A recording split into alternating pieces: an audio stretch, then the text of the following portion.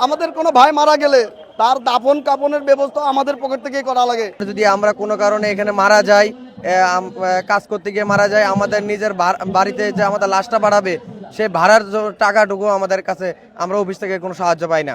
প্রধান উপদেষ্টার বরাবর আমাদের অনেক চিঠি লিখিত প্রেরণ করা দেওয়া হয়েছে, কিন্তু ওনারা আমাদের কোনো ওরকম সারা শব্দ দেয় নেই। আমাদের একই পদে 3 ধরনের লোক নিয়োগ দিয়েছে, যেরকম আমি মিটার রিডার কাম মেসেঞ্জার, আমি 1 বছর চুক্তিভিত্তিক, আর আমার সিনিয়র বাইরে 3 বছর চুক্তিভিত্তিক। এভাবে চুক্তিভিত্তিক চালিয়ে যেতে 36 বছর পর্যন্ত আমাদের চুক্তিভিত্তিকে রাখা হয়েছে।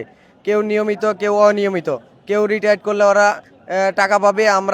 আমরা যদি 36 বছর চুক্তিভিত্তিক চাকরি করার পর আমরা কোনো আর্থিক সুবিধা পাই না।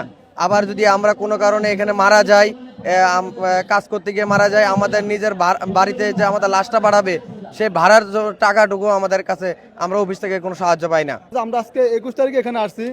আমরা আজকে প্রায় 13 দিন অবস্থান করতেছি, কিন্তু প্রধান উপদেষ্টার বরাবর আমাদের অনেক চিঠি লিখিত প্রেরণ করা দেওয়া হয়েছে, কিন্তু ওনারা আমাদের কোনো ওরকম সারা শব্দ দেয় নেই। তো আমরা এখানে আজকে মহাসমাবেশ করতেছি।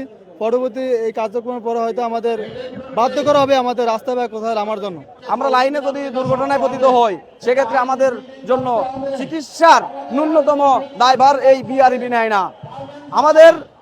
আমাদের যদি কোনো ভাই দুর্ঘটনায় পতিত হয়, তাকে চিকিৎসার জন্য এই আমাদের সহকর্মীদের পকেট থেকে টাকা দিয়ে তার চিকিৎসা করা হয়। যদি কেউ মারা যায়, খুবই বেদনাদায়ক কথা একেবারে। আপনি এর থেকে নিকৃষ্ট প্রতিষ্ঠান আর বাংলাদেশে আছে কিনা ভাই আমাদের জানা নাই। আমার নিজের এক বড় ভাই চট্টগ্রাম অ্যাক্সিডেন্ট করছে। ভাই অ্যাক্সিডেন্ট করার পরে ভাইয়ের চিকিৎসার জন্য আমাদের আরবির কোনো পদক্ষেপ নেয় নাই। আমরা পকেট থেকে টাকা দিয়ে তাকে চিকিৎসা করছি। তাকে এই যে শেখ হাসিনা বার্ন ইউনিটে নিয়ে আসছি। শেখ হাসিনা বার্ন ইউনিট থেকে বিআরবি প্রতিষ্ঠান কতটুকু দূরে ভাই? এখান থেকে ইচ্ছা করলে তারা যদি আমাদের অভিভাবক হয়ে থাকতো, তাহলে কিন্তু তারা এখান থেকে এক নজর হলেও আমাদের দেখতে আসতো। এখানে কোনোদিনও আমাদের একটা ভাইকে দেখতে আসে না। এমনকি এখনো খোঁজ নিলে দেখতে পাবেন এই শেখ হাসিনা বার্ন ইউনিটে আমাদের অনেক ভাই অসুস্থ হয়ে অসুস্থতার সাথে কাতরাচ্ছে। ভাই আসলে কি বলবো, আমাদের কোনো ভাই মারা গেলে তার দাফন কাফনের ব্যবস্থা আমাদের পকেট থেকেই করা লাগে। তার যে লাশটুকু বাড়িতে পৌঁছাবে, সেই লাশটুকু নেওয়ার জন্য যে অ্যাম্বুলেন্স ভাড়াটা করা হয়, সে টাকা আমাদের পকেট থেকে দেওয়া হয়। ভাই এই ঈদে জামা জুতো অ্যাক্সেসরিজের ডিসকাউন্ট।